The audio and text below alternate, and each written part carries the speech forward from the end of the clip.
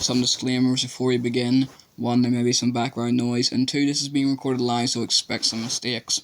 Chapter 1. If you are interested in stories with happy endings, you would be better off reading some other book.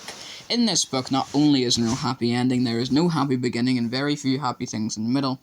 This is because not very many happy things happened in the lives of the three Baudelaire youngsters. Violet, Klaus, and Sonny Baudelaire were intelligent children, and they were charming and resourceful and had pleasant facial features, but they were extremely unlucky, and most everything that happened to them was rife with misfortune, misery, and despair. I'm sorry to tell you this, but that is how the story goes. Their misfortune began one day at Briny Beach.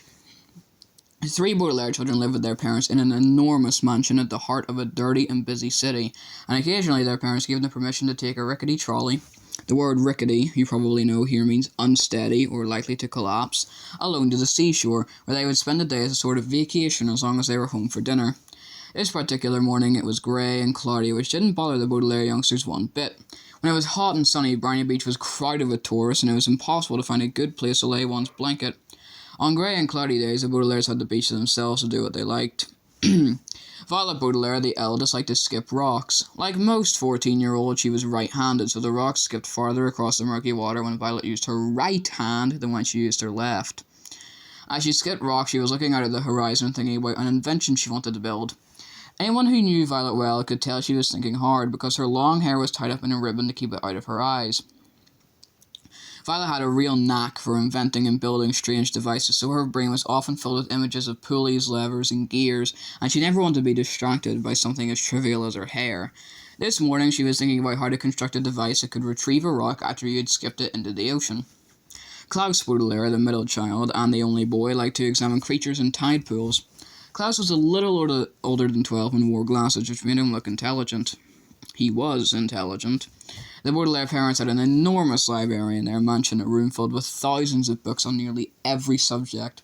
Being only 12, Klaus, of course, had not read all of the books in the Baudelaire library, but he had read a great many of them and had retained a lot of the information from his readings.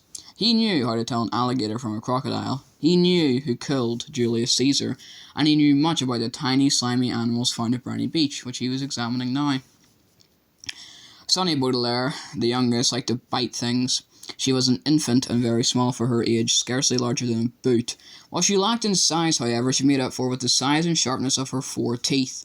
Sonny was at an age where one mostly speaks in a series of unintelligible shrieks, except when she used a few actual words in her vocabulary like bottle, mommy, and bite. Most people had trouble understanding what it was that Sonny was saying. For instance, this morning she was saying "gack" over and over, which probably meant, "look at that mysterious figure emerging from the fog." Sure enough, in the distance along the misty shore of Briny Beach, there could be seen a tall figure striding toward the Baudelaire children. Sonny had already been staring and shrieking at the figure for some time, and Klaus looked up from the spiny crab he was examining and saw it too. He reached over and touched Violet's arm, bringing her out of her inventing thoughts. "Look at that," Klaus said, and pointed toward the figure. It was drawing closer, and the children could see a few details. It was about the size of an adult, except its head was tall and rather square. "What do you think it is?" Violet asked. "I don't know," Klaus said, squinting at it, "but it seems to be moving right toward us." "We're alone on the beach," Violet said a little nervously. "There's nobody else it could be moving toward." She felt the slender, smooth stone in her left hand, which she had been about to try to skip as far as she could. She had a sudden thought to throw it at the figure because it seemed so frightening. "It only seems scary," Klaus said as if reading his sister's thoughts, "because of all the mist." This was true. As the figure reached them, the children saw with relief that it was not anybody frightening at all, but somebody they knew. Mr. Poe. Mr. Poe was a friend of Mr. and Mrs. Baudelaire's, whom the children had met many times at dinner parties. One of the things Violet, Klaus, and Sonny really liked about their parents was that they didn't send their children away when they had company over, but allowed them to join the adults at the dinner table and participate in the conversation as long as they helped clear the table.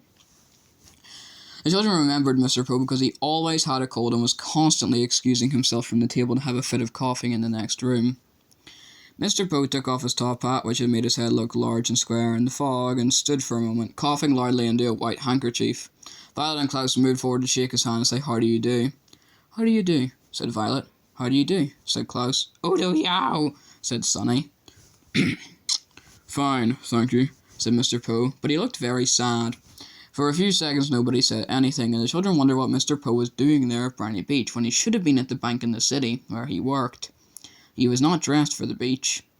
"It's a nice day," Violet said, finally making conversation. Sunny made a noise that sounded like an angry bird, and Klaus picked her up and held her.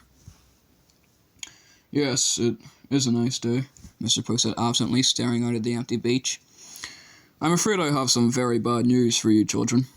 The three Baudelaire siblings looked at him. Violet, with some embarrassment, felt the stone in her left hand and was glad she had not thrown it at Mr. Poe. "Your parents," Mr. Poe said, "have perished in a terrible fire." The children didn't say anything. "They perished," Mr. Poe said, "in a fire that destroyed the entire house. I'm very, very sorry to tell you this, my dears." Violet took her eyes off Mr. Poe and stared out at the ocean.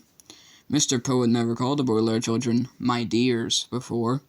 She understood the words he was saying, but thought he must be joking, playing a terrible joke on her and her brother and sister. "Perished," Mr. Poe said, "means killed." "We know what the word perished means," Klaus said crossly. He did know what the word perished meant, but he was still having trouble understanding exactly what it was that Mr. Poe had said. It seemed to him that Mr. Poe must somehow have misspoken. "The fire department arrived, of course," Mr. Poe said, "but they were too late. The entire house was engulfed in fire. It burned to the ground." Klaus pictured all the books in the library going up in flames. Now he'd never read all of them. Mr. Poe coughed several times into his handkerchief before continuing. "I was sent to retrieve you here and to take you to my home, where you'll stay for some time while we figure things out. I am the executor of your parents' estate. That means I will be handling their enormous fortune and figuring out where you children will go. When Violet comes of age, the fortune will be yours, but the bank will take charge of it until you are old enough." Although he said he was the executor, Violet felt like Mr. Poe was the executioner. He had simply walked down the beach to them and changed their lives forever. "Come with me," Mr. Poe said, and held out his hand. In order to take it, Violet had to drop the stone she was holding. Klaus took Violet's other hand, and Sunny took Klaus's other hand, and in that manner the three Baudelaire children, the Baudelaire orphans now, were led away from the beach and from their previous lives.